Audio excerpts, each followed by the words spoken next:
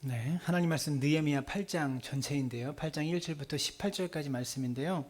8장 1절부터 3절까지 말씀만 함께 보도록 하겠습니다. 옆 사람 바라보고 함께 예배드리시는 옆 사람 바라보고 인사했으면 좋겠습니다. 당신과 함께여서 행복합니다. 네, 다시 이렇게 썰렁해졌는데 그래서 지난주에는 온라인으로 전하는지 모르고 오신 몇 분들이 계셔가지고 그랬는데 오늘은 좀 예배당에 아무도 없으니까 썰렁하네요. 주중에 그런 정부에서 그런 발표를 했습니다. 교회에 성경책 비치 금지 명령을 내렸어요. 더 이상 교회에 성경책을 비치하지 말아라. 그래서 그것을 두고 온라인상에 많은 기독교인들은 비판을 하고 갑론을박이 막 있었거든요. 그래서 그걸 보면서 저는 코로나가 2월 달에 올해 1월부터 터지고 2월 달에 딱 터지고서 아직 온라인 예배를 드리기 전에 저기는 제일 먼저 비치용 성경책부터 치웠어요, 제가. 그리고 좀 지나서 다시 이렇게 놓긴 했는데 처음에는 비치용 성경책부터 치우고 교회 커피나 정수기도 커피도 안 갖다 놓고 종이컵도 치워놓고 물도 못 마시게 그렇게 했던 기억이 있는데 그 뉴스를 보면서 어떤 생각이 들었냐, 왜 이렇게 사람들이 발끈할까. 이 상식적인 문제잖아요. 여러 사람들이 성경책을 돌려서 쓰면 또 이렇게 우리나라 사람들 버릇이 성경책을 넘길 때 이렇게 침을 발라서 넘기잖아요. 그러다 보면 성경책에 그 바이러스 균이 묻을 수도 있고 당연히 해야 되는 일 같은데 왜 그럴까? 이렇게 써 있더라고요. 댓글을 막 읽어보니까 그러면 식당에 접시도 다 공용으로 썼는데 접시도 다 치워라. 숟가락도 다 치우고 그래라. 그렇게까지 막 비난을 하더라고요. 물론 정부의 정책도 섬세하지 못하는 문제들이 있습니다. 예를 들면 카페는 테이크아웃밖에 안 되는데 매장에서 먹을 수는 없는데 햄버거 집에서는 커피를 마신다고요. 맥도날드나 롯데리아도 커피 팔잖아요. 거기서 커피도 마시고 콜라도 마시고 그래요. 그러니까 참 이게 좀 뭔가 안 맞는 오락가락하는 그런 것도 있는데 우리가 보기에는 그럴 수 있지만 그래도 일하는 사람들의 입장 참 힘들고 어렵겠다라는 생각도 하고요. 어쨌든 중요한 것은 교회에서 성경책을 비치하지 말아라. 그것은 발끈하면서 정말 그 사람들이 성경을 매일매일 읽느냐, 말씀을 사랑해서 정말로 성경책을 못 놓게 하는 것은 발끈하고 화를 내면서 정말 성경을 사랑하고 말씀을 사랑하면서 매일 성경을 읽는가, 그걸 좀 궁금해하고 싶어요. 우리가 화내야 되는 것은 그런 게 아니라 말씀대로 살지 못하고 말씀을 사랑하지 못하고 말씀을 제대로 묵상하지 않는 나의 삶을 한탄하고 비판해야 되는데 안타까운 생각이 들어요. 우리는 2만 원, 3만 원만 주면 성경책을 살 수 있는 그런 시대 속에 살아가고 있습니다. 성경이 없는 시대는 아니에요. 그러나 문제가 무엇입니까? 쉽게 성경을 구할 수 있지만 막상 그 성경을 읽고 이 말씀을 내 것으로 삼는 사람이 드문 시대를 살아가고 있다고요. 우리는 지금 느헤미야서를 읽고 있습니다. 느헤미야 전반부에 느헤미야가 예루살렘 성벽이 무너졌다는 소식을 듣고 마음이 너무나 아파서 아닥사스다 왕의 허락을 받아가지고 예루살렘으로 돌아왔고요. 그리고 도착해서 52일 만에 성벽 재건을 완수하는 내용들을 오랜 시간 동안 함께 살펴보았습니다. 그리고 지난주에 나누었던 7장 말씀에서는요, 1차 포로 귀환 때 100여 년 전에 1차 포로 귀환 때 돌아왔던 그 포로 귀환한 사람들의 인구조사를 하는 장면들을 우리가 함께 나누었죠. 오늘 8장으로 넘어오면서 본격적인 후반부가 시작됩니다. 성벽만 딱 재건해 놓으면 이스라엘 백성들이 바뀔 줄 알았는데 안 바뀌더라는 것이죠. 성벽 재건보다 더 중요한 재건이 남아 있었다는 겁니다. 그게 무엇입니까? 바로 그들의 신앙의 재건입니다. 성벽은 재건했지만 겉모양의 부흥이, 성벽을 재건한 것이 겉모양의 부흥이었다면 이제 그들의 속사람이, 그들의 신앙이 회복되는 것이 진짜 성벽 재건 아니겠습니까? 여러분, 코로나19로 인해서 많은 교회들이 어려움 가운데 있습니다. 힘들어하고 있습니다. 이럴 때 교회가 새롭게 시작해야 된다, 다시 일어서야 된다라고 말할 때 그저 겉모습만 새롭게 당장하는 게 무슨 의미가 있겠습니까? 우리의 신앙이 회복되어야 되고 우리의 심령에 하나님의 부흥을 경험할 수 있어야 된다는 것이죠. 여러분, 그렇다면 어떻게 해야 우리의 신앙이 회복되고 우리의 심령의 부흥이 일어날 수 있을까? 부흥의 도구는 딱 두 가지입니다. 첫 번째는 말씀이고 두 번째는 기도입니다. 말씀과 기도 외에 우리의 신앙이 회복되고 우리의 심령의 부흥을 경험하는 다른 방법은 없다는 것이죠. 그래서 오늘은 우리가 함께 말씀을 살펴보고 다음 주는 기도를 살펴보게 될 겁니다. 오늘 본문은 이스라엘 백성들이 학사 에스라를 초청해서 말씀을 듣는 내용을 담고 있습니다. 오늘 말씀을 통하여서 우리 모두가 다 성경책만 사랑하는 게 아니라 이 성경책 속에 담겨있는 말씀을 사랑하고 이 말씀을 늘 묵상하고 하나님의 역사를 경험해서 이 코로나19 이 힘든 시대에 하나님 말씀으로 새롭게 일어서는 역사가 임하게 되기를 주님의 이름으로 축원합니다. 그러면 하나님이 어떤 사람을 사용하실까? 오늘 본문 1절을 함께 볼까요? 본문 1절을 보시면 이렇게 말합니다. 이스라엘 자손이 자기들의 성읍에 거주하였더니 일곱째 달에 이르러 모든 백성이 일제히 수므맛 광장에 모여 학사 에스라에게 여호와께서 이스라엘에게 명령하신 모세의 율법책을 가져오기를 청하매. 그러니까 쉽게 말해서 이런 겁니다. 모세의 율법책을 가져오기를 청했다라는 거죠. 이스라엘 백성들이 성벽 재건을 다 마치고 기쁨에 들떠서 축제를 벌이지 않았습니다. 야, 드디어 끝났다. 드디어 우리가 성공했어. 우리가 꿈을 이루었어. 그래서 부어라 마셔라 하면서 축제를 벌이고 잔치를 벌이지 않았다라는 것이죠. 여러분, 52일 만에 성벽을 재건했으면 얼마나 대단한 일을 한 겁니까? 이 정도의 일을 마치고 나면 샴페인을 터트려야 정상 아닐까요? 우리 같으면 그랬겠죠. 축하하고 파티하고. 근데 이스라엘 백성은 그렇게 하지 않고요. 수문 앞 광장에 모여가지고 학사 에스라에게 말씀을 읽어달라고 청합니다. 아마 수문이라는 여러 가지 문 중에서 수문이라는 문 앞에 모여가지고 우리로 따지면 광화문 광장 같은 그런 넓은 광장에 모여서 에스라를 초청해서 우리에게 말씀을 전해달라고 지금 초청했다라는 거예요. 여기서 또다시 우리가 주목해야 될 것이 있어요. 학사 에스라를 불렀습니다. 성벽을 재건했습니다. 이제 뭐랄까, 하드웨어가 완성된 거죠. 외적의 침입을 방어할 수 있는 뭐랄까요, 성벽은 지어졌으니까 이제 어느 정도 방비는 된 거 아닙니까? 그 전까지는 성벽이 무너져서 외적이 와서 그냥 막 들어왔는데 이제 성벽이 세워졌으니까 외적의 침입을 어느 정도 방비할 수 있을 거 아닙니까? 이쯤 되면 사람들이 다른 생각을 하기 마련이죠. 어떻게 하면 돈을 더 벌 수 있을까?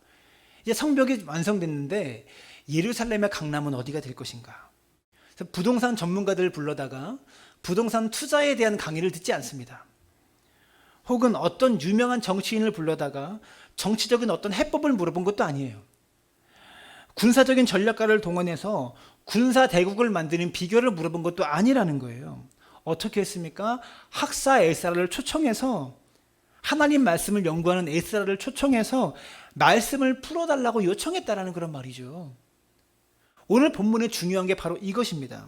여러분, 이스라엘 백성들이 성벽을 재건했지만 아직까지 자신들의 신앙과 믿음은 재건되지 않았다라는 거예요. 이것을 이들은 잘 알고 있었습니다. 지금까지 우리가 성벽은 열심히 재건해놨지만 더 중요한 우리의 신앙은 재건되지 않았어. 그래가지고 샴페인을 터뜨리지 않은 거예요. 아직 재건할 일이 남아있으니까. 그리고 이 시간은 신앙의 재건을 위해서 필요한 것은 돈이나 권력이나 군사력이나 정치력이 아니라 하나님의 말씀만이 우리의 신앙과 우리의 믿음을 회복시킬 수 있다는 것을 이제는 알고 있었다는 것이죠. 너무나 당연한 이야기지만, 말씀을 들어야 믿음이 회복되고 신앙이 회복된다는 것은 너무나 당연한 이야기지만, 이 문제를 우리가 중요하게 여겨야 되는 이유가 있습니다. 우리가 살고 있는 이 세상은 소위 말해서 기초가 다 무너지고 기초가 다 흔들리고 있지 않습니까? 코로나19 이 전염병으로 말미암아 삶의 기초가 다 무너져버린 비참한 상황 속에 우리가 놓여 있다는 것이죠. 근데 문제는 그저 백신이 만들어지고 치료제가 만들어지고, 여러분, 이렇게 치료제와 백신만 개발되면 끝날 문제입니까? 천만의 말씀입니다. 코로나19 이후에 세상이 많이 변할 거니까 교회도 코로나19 이후를 준비해야 된다. 이 코로나 시대에 맞춰서 교회도 뭔가를 준비해야 된다. 사람들이 그렇게 말해요. 근데 정말 그럴까요? 지난주에 젊은 목회자 포럼에 가서 제가 함께 나누었는데, 근데 정말 그럴까요? 아닙니다. 좀 많은 사람들이 코로나에 속고 있다고 그래요. 그렇게 생각해요. 많은 목회자가 코로나에 속고 있습니다. 코로나는 분명히 우리 사회의 문명을 앞당기고 기술을 발전시키고 과학을 발전시켜서 우리의 생활의 모든 것들, 많은 것들을 바꿀 겁니다. 그러나 인간은 망각의 동물이에요. 인간은 망각의 동물입니다. 코로나 이후에도 홍대와 신촌에는, 이 코로나가 끝나도요, 홍대와 신촌에는 사람들이 넘쳐날 거예요. 클럽은 젊은이들로 북적거릴 것이고요. 많은 사람들이 해외여행을 떠날 겁니다. 영화관과 카페, 뷔페 이런 데는 사람들이 또 넘쳐나기 시작할 거예요. 처음에는 밀집된 장소에 대한 두려움이 있겠지만 시간이 조금만 지나면 2년, 3년 이렇게 지나면 언제 코로나가 있었냐는 듯이 다 잊어버리고 다 해외여행 가고 사람들 다 모이고 그럴 겁니다. 그러면 코로나 이후에 사람들이 교회에 왜 안 오는가? 왜 안 오겠어요? 교회가 밀집된 장소라서 예배하기를 꺼려가지고 사람들이 많이 모이니까 밀집된 장소라서 그게 교회 그걸 꺼려가지고 교회에 안 올까요? 아닙니다. 그래서 인터넷으로 예배 드릴까요? 사람들이 다? 아닙니다. 그래서 코로나에 맞춰서 교회가 이것저것을 준비해야 될까? 아니라는 겁니다.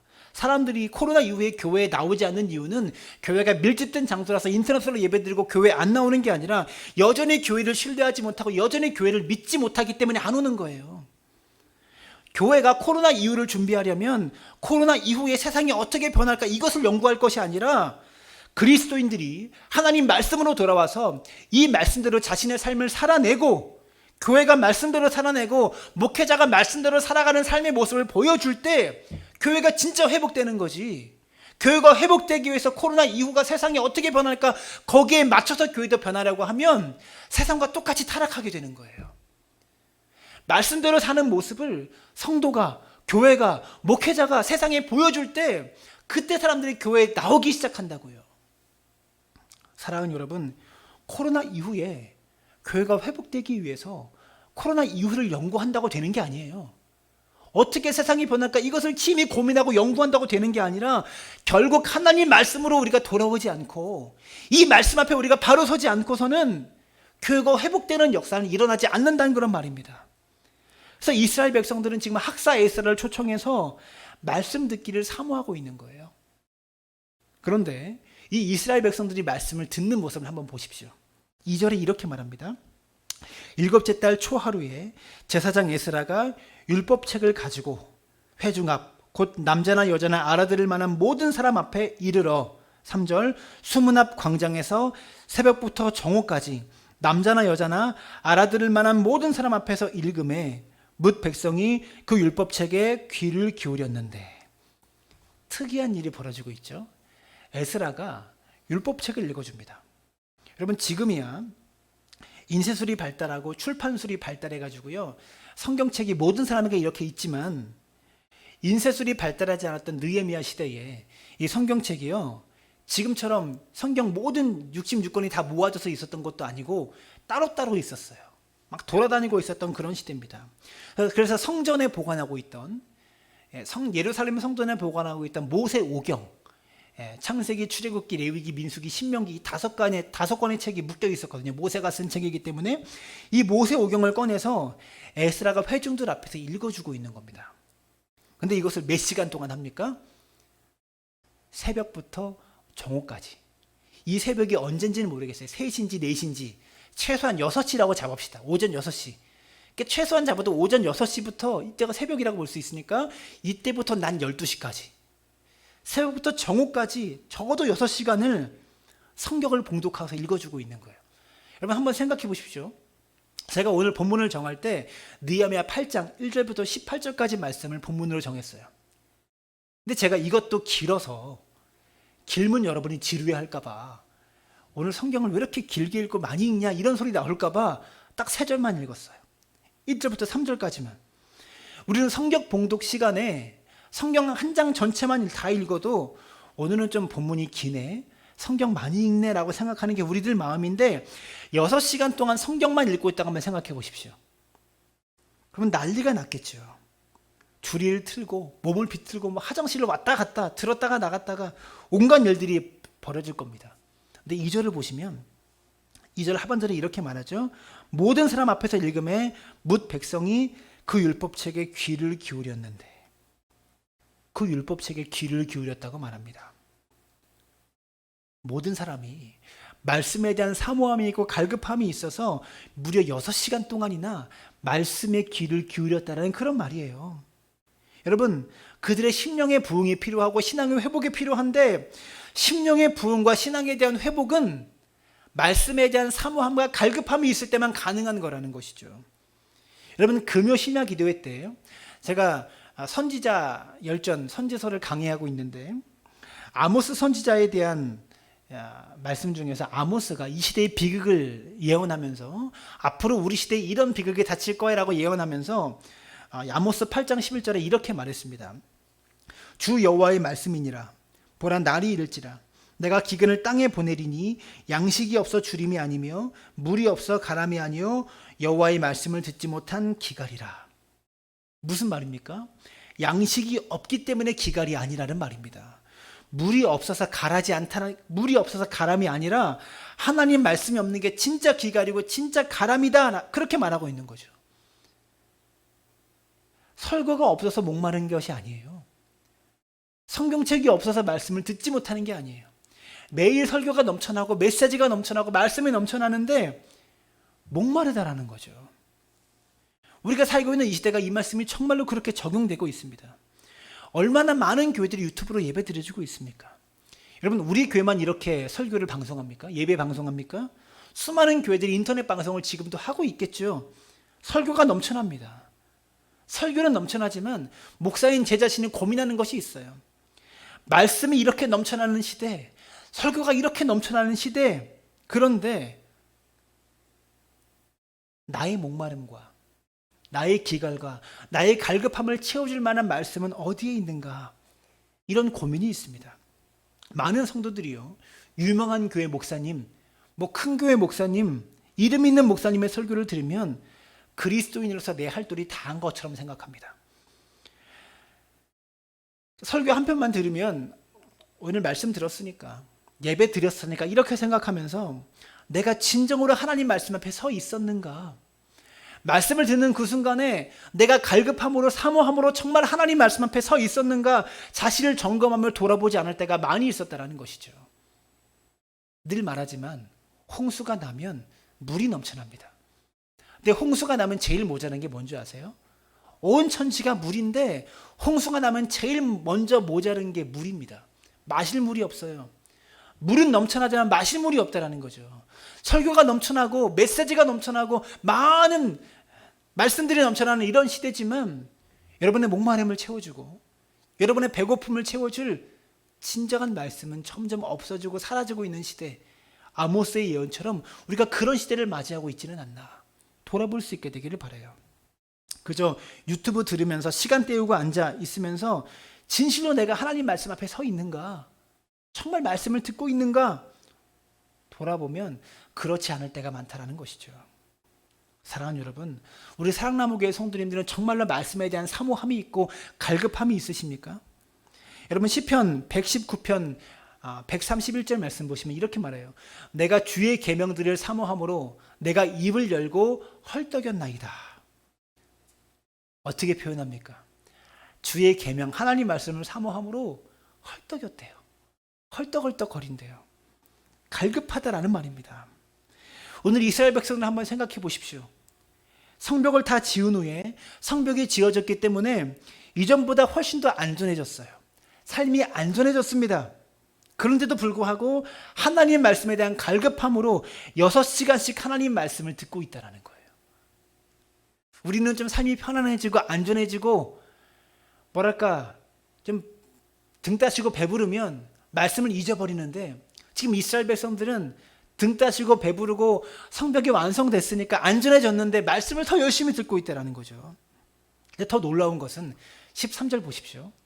지금 전날 최소한 6시간 이상 말씀을 집중하여 들었습니다. 근데 13절을 보시면 그 이튿날, 다음 날이에요. 또 모입니다. 뭇 백성의 족장들과 제사장들과 레위 사람들이 율법의 말씀을 밝히 알고자 하여 학사 에스라에게 모여서, 다음 날 또 모여요. 무려 최소한 6시간 이상 말씀을 들었던 이 사람들이 다음날 또 모였어요. 어제 말씀 많이 들었으니까 오늘은 좀 쉬자, 이런 게 아닙니다. 또 모입니다. 더 놀라운 건 18절을 보시면 이렇게 말하죠. 에스라는 첫날부터 끝날까지 날마다 하나님의 율법책을 낭독하고 무리가 이레 동안 절기를 지키고 8째 날에 규례를 따라 성회를 열었느니라. 며칠 동안이요? 무려 7일 동안, 이레 동안 이렇게 말씀을 들었다라는 거예요. 그리고 8일째 되는 날 성회를 열었습니다. 무려 일주일 동안, 최소한 일주일 동안 6시간 이상씩 말씀을 듣고 말씀을 읽는 일에 집중했다라는 그런 말이에요. 사랑하는 여러분, 이게 건강한 성도입니다. 왜 그러냐? 여러분, 병이 걸리면 제일 먼저 사라지는 게 밥맛이 없어요. 입맛이 사라져요. 하다못해 감기만 여러분 독감만 걸려도, 감기만 걸려도 입맛이 없어집니다. 어제나 오늘이나 똑같은 밥인데, 똑같은 쌀에 똑같은 밥솥에서 지은 그런 밥인데 입맛이 사라진다고요. 아프면. 영적인 것도 마찬가지입니다. 영적인 건강이 안 좋으면, 영적으로 우리가 병이 들면 하나님 말씀에 대한 배고픔, 입맛이 사라져 버려요. 말씀을 읽고 싶지도 않고 듣고 싶지도 않고 말씀을 들어도 사모함이 없게 된다는 거예요. 그래서 예배에 참석했으니 설교 시간에 내가 앉아 있었으니까 괜찮아, 이렇게 생각하고, 그러면서 건강하다고, 내 신앙은 건강하다고 착각하고 있는 거죠. 그래서 요한계시록 1장 3절은 이렇게 말합니다. 이 예언의 말씀을 읽는 자와 듣는 자와 그 가운데 기록한 것을 지키는 자는 복이 있나니. 왜 말씀을 읽고 듣는 자에게 복이 있습니까? 왜 기록된 말씀을 지키는 자에게 복이 있습니까? 그 사람에게는 말씀에 대한 갈급함이 있기 때문에 그래요. 건강한 사람은요, 배고픕니다. 동화를 보니까요, 저녁밥을 먹고 설거지가 이제 거의 끝나갈 때쯤 또 배고프대요. 건강하니까. 저도 마찬가지. 건강하면 늘 배고파요.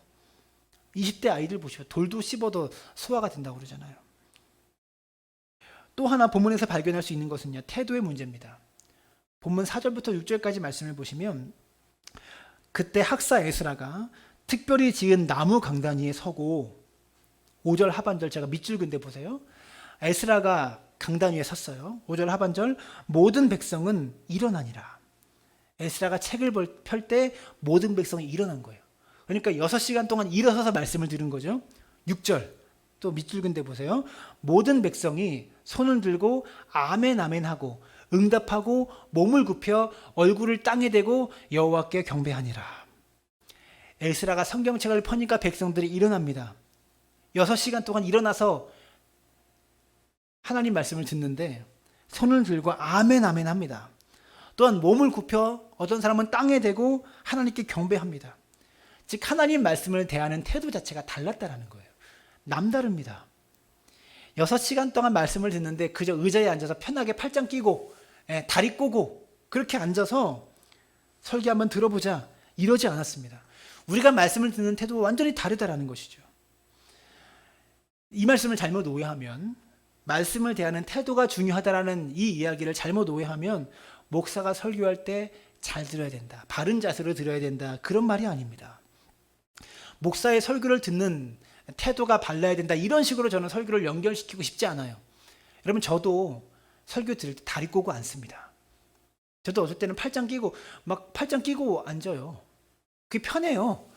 이렇게 하는 게 편하잖아요. 뭐 지켜보려는 게 아니라, 맨날 그러지 않지만 다리 꼬고 앉으는 게 저는 편해요. 중요한 것은요, 이런 질문을 던지고 싶은 거예요. 우리가 정말 하나님 말씀을 어떠한 태도로 대하는가, 하나님 말씀을 어떠한 자세로 대하느냐, 이 근본적인 질문을 던지고 싶은 거예요. 어떤 태도가 필요합니까? 오늘 본문에 나오는 것처럼 아멘 아멘 하는 태도가 필요하다는 거죠. 설교 시간에 소리 내가지고 아멘 많이 하라 이런 소리 아닙니다. 큰 소리로 아멘 해라 이런 거 아닙니다. 아멘의 뜻이 뭡니까?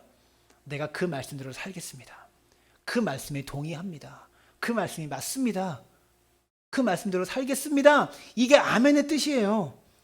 다시 말해서 하나님 말씀에 앞에 순종하는 태도로, 그 말씀이 정말 맞습니다, 내가 그러하겠습니다라는 그런 태도로, 아멘하는 마음으로 하나님 말씀을 대하는 성도들이 모여 있으면 그 교회에 하나님의 역사가 나타난다는 거죠. 우리가 이러한 태도로 말씀을 듣고 있냐라는 거예요.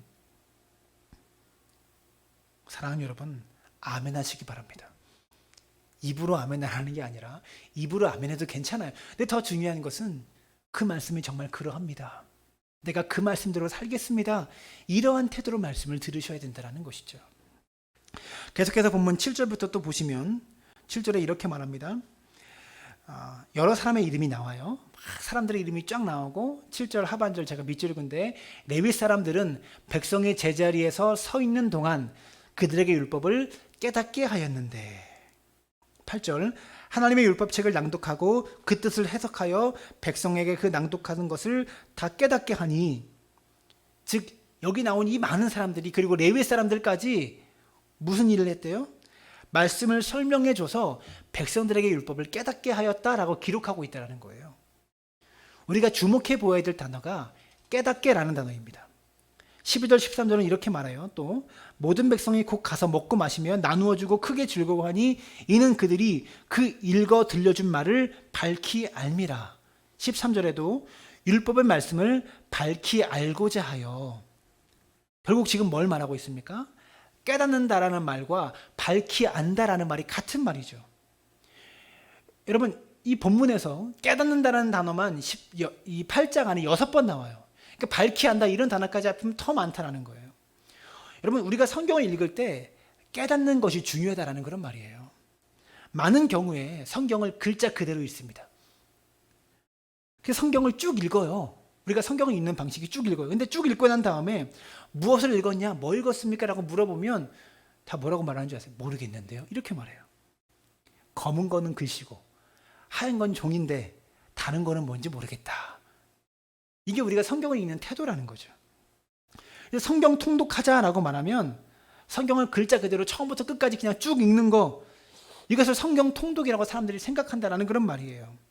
죄송하지만 아무리 성경을 읽어봤자 남는 것도 없고 아는 것도 없고, 그러면 재미없어서 읽고 싶지가 않아요.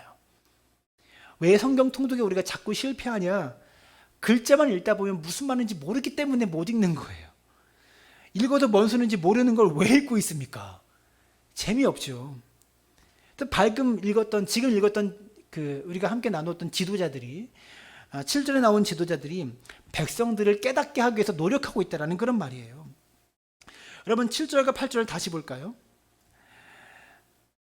이렇게 7절 8절 다시 보여주면 이 많은 사람들이 7절부터 예수아와 바니와 뭐 이렇게 쭉 많은 사람들이 에스라가 하나님의 율법책을 낭독하고 이 사람들이 군데군데 들어가서 낭독한 말씀을 이들에게 깨닫게 해주고 깨우쳐 주는데 목적이 있었다는 그런 말입니다. 그럼 설교자인 저도 마찬가지예요. 성도님들로 하여금 말씀을 깨닫게 해주는 책임이 저에게 있습니다. 여러분들이 하나님 말씀을, 이 검은 것은 글씨고 흰 것은 종이인 이 성경책을 여러분들로 하여금 깨닫게 해줘야 되는 책임이 저에게 있다는 그런 말이에요. 근데 안타까운 것은 뭐냐면, 죄송한 말이지만 목회자들이 성경보다 설교를 더 어렵게 합니다. 저도 그런지는 몰라요. 저는 나름대로 쉽게 한다고 그러는데 성경도 어려운데 설교를 더 어렵게 해요. 설교를 하면서 말씀을 풀어준다고 하면서 무슨 이 말씀은 심리학적으로 어떻고 사회학적으로 어떻고 신학적으로 어떻고 막 쩍쩍거리면서 그렇게 설교하니까 듣는 사람이 무슨 말인지 하나도 못 알아듣습니다. 목회자는 많이 알고 많이 공부하고 학위가 어디까지 있고 이런 게 중요한 게 아니에요. 성경을 성도들에게 깨닫게 해주는 이것이 가장 중요한 목회자의 역할입니다. 공부는 많이 했는데 설교를 어렵게 해서 깨닫게 해주지 못하면 목사의 역할을 제대로 못하고 있는 거죠.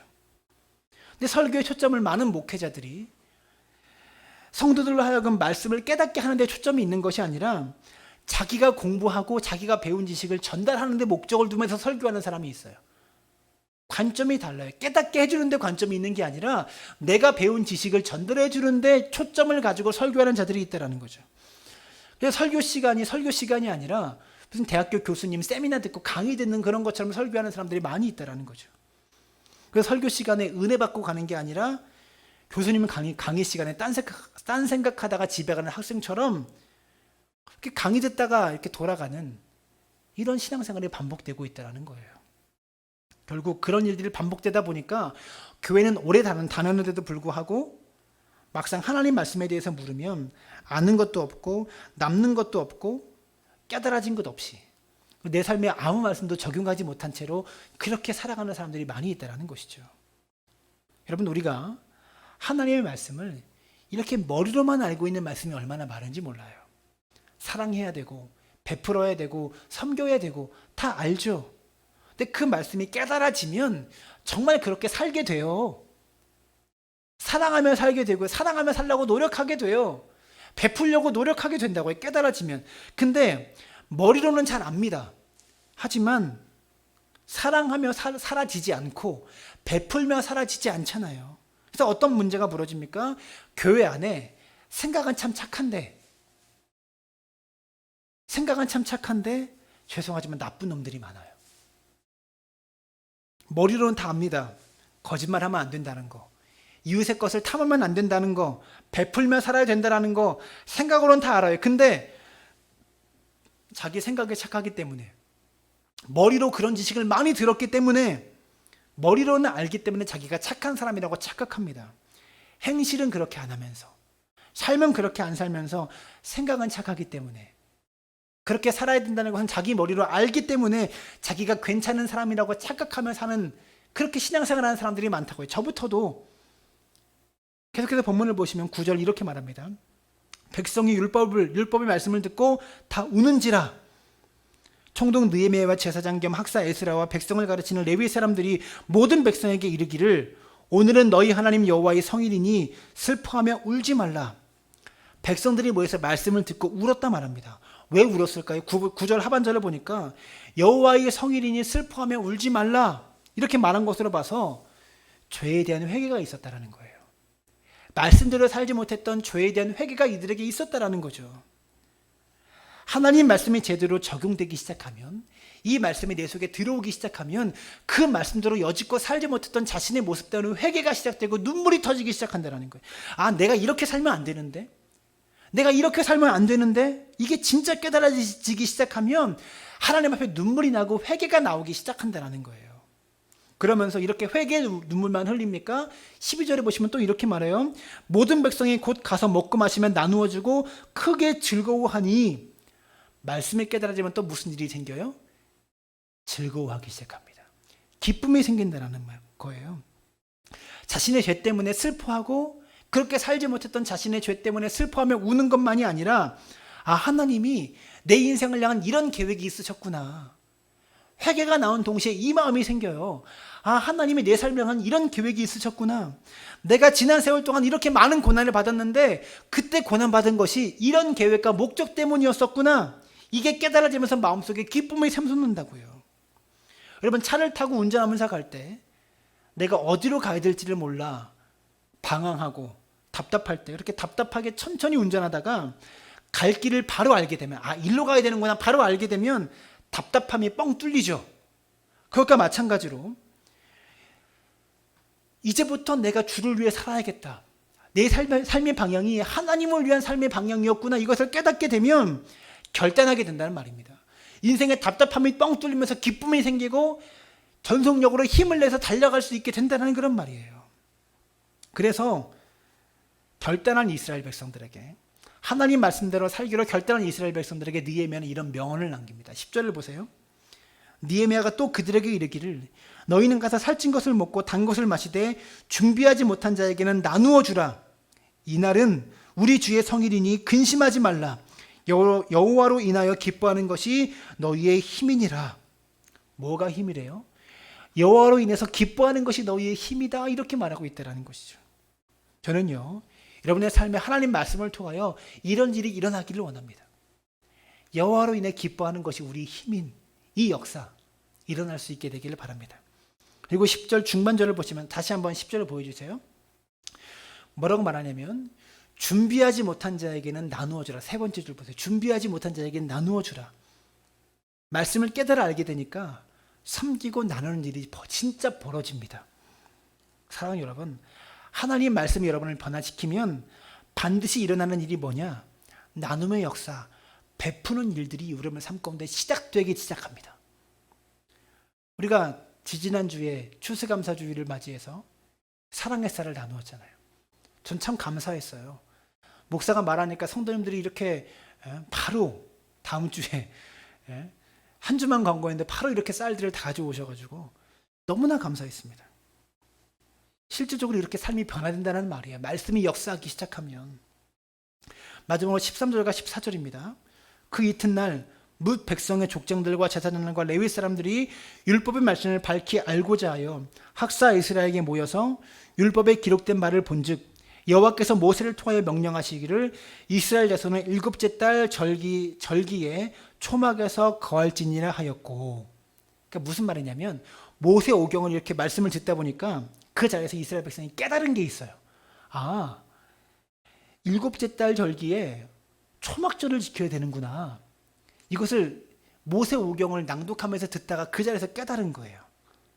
지금까지 오랜 시간 동안 바벨론의 포로로 가서 살았기 때문에 하나님께서 지키라고 명하신 절기들을 이들은 다 잊어버렸거든요. 때마침 말씀을 듣는 중에 이제 곧 초막절 절기가 다가오는구나, 이것을 이들이 때마침 깨달은 거예요. 그런데 이스라엘 백성이 이것을 말씀을 듣고 깨달은 다음에 어떻게 하는지를 보세요. 15절입니다. 15절 하반절에 기록된 바를 따라 초막을 지으라 하라 한지라. 무슨 말입니까? 깨닫는 순간 즉각 순종했다는 거예요. 집에 가서 좀 생각해보고 순종해야지. 그런 거 없습니다. 즉각 순종했습니다. 여러분 기억하십시오. 하나님의 말씀을 생각해보고 순종하고 차차 뒤로 미루면 하나님도 우리에게 생각해보고 복 주시고요. 뒤로 미루면서 복을 주세요. 우리 어떻게 합니까?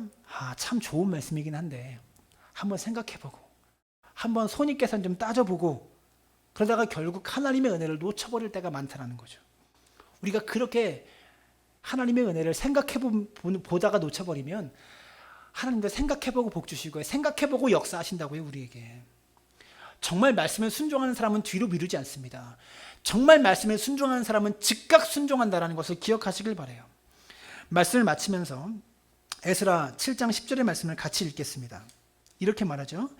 에스라가 여호와 율법을 연구하여 준행하며 율례와 규례를 이스라엘에게 가르치기로 결심하였더라. 느헤미야와 에스라는 같은 시대 사람입니다. 느헤미야가 예루살렘의 성벽이 무너졌다라는 소식을 듣고 예루살렘에 왔을 때, 순종했을 때 성벽이 재건되었어요. 학사 에스라가 말씀을 듣고 말씀을 연구하고 가르치기로 결단했을 때 이스라엘 백성들에게 말씀의 부흥의 역사가 일어납니다. 에스라서 7장 10절에서 에스라가 결단하지 않으면 느헤미야가 성벽 재건을 완성했지만, 느헤미야의 결단으로 성벽 재건을 완성했지만 진짜 중요한 말씀의 부흥, 신앙의 회복, 신앙의 재건이 이루어지지 않았어요.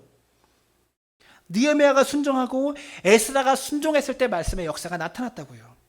저는요, 우리 성도님들 가운데 말씀을 정말 깊이 묵상하고 이 말씀에 순종할 수 있는 믿음의 사람들이 세워지길 바랍니다. 한국교회 회복은 코로나19를 연구한다고 회복되지 않아요. 무엇이 회복합니까? 말씀대로 살아가는 성도, 말씀대로 살아가는 교회, 말씀대로 사는 목회자가 나타나기 시작할 때 그들을 통하여 교회가 점차 회복되기 시작하는 것이지. 이 코로나 시대에 넘어진 교회를 새롭게 하고 무너진 교회 공동체를 다시 일으키는 말씀의 역사를 우리 사랑나무교회 모든 성도들이 함께 경험할 수 있게 되기를 주님의 이름으로 축원합니다. 우리 함께 찬양합니다.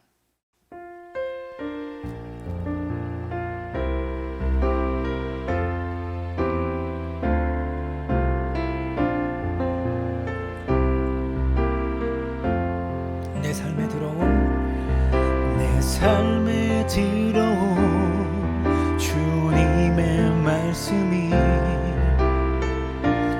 내게 빛이 되시니 내 삶의 어두운 절망 가운데 소망 보게 하시네. 내 삶에 들어온 주님의 말씀이